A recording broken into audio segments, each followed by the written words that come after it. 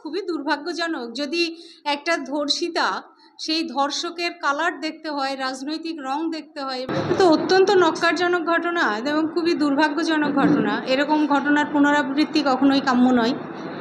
তো বর্তমান যে সরকার যারা পালাবদলের পরে এসেছেন সেই সরকারের উচিত যত তাড়াতাড়ি সম্ভব দোষীদের খুঁজে বের করে তাদের একদম দৃষ্টান্তমূলক শাস্তির ব্যবস্থা করা, যাতে করে আর এই পশ্চিমবঙ্গে এরকম ঘটনার পুনরাবৃত্তি না ঘটে।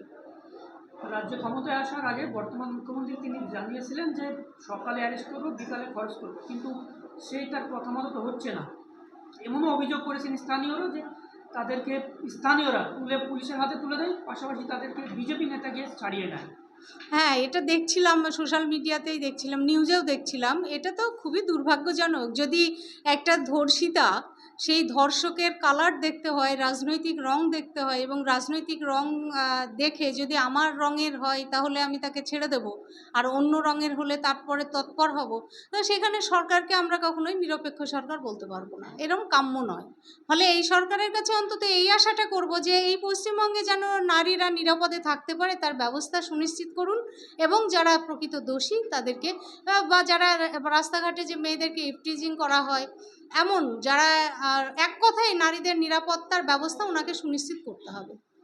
এই যে রাজ্যে বারংবার এই ঘটনা, ধর্ষণ, তারপরে হত্যাকাণ্ড, আরজি কর থেকে শুরু করে বিভিন্ন জায়গায় এই ঘটনা ঘটছে, দিনহাটা হয়েছে, তারপরেও যে রাজ্যবাসী বা যারা এই দুষ্কৃতি ঘটাচ্ছে তারা কোনো ভয় ভীতু না করে যে বারংবার এইভাবে করে চলেছে, রাজ্যে কি আইনের গাফিলতি রয়েছে? তার জন্য কি এই হত্যাকাণ্ড ঘটছে?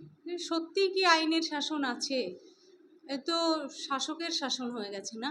যে যখন ক্ষমতায় থাকছে, বিগত দিনে বিগত যে গভর্নমেন্ট ছিল, প্রাক্তন গভর্নমেন্ট যিনি ছিলেন, তিনিও কিন্তু একইভাবে ধর্ষণের ঘটনাকেই সামান্য ঘটনা, অ্যাফেয়ার্স ছিল, ও প্রেগন্যান্ট ছিল কিনা ইত্যাদি ইত্যাদি তকমা দিয়ে নিজের দলের লোককে আড়াল করবার চেষ্টা করেছেন। সেই জায়গা থেকে পরিবর্তিত হয়ে একটা নতুন সরকার এসছে, এবং সেই সরকারের কাছে মানুষের নিশ্চয়ই একটা নতুন সরকারের কাছে অনেক আশা থাকে।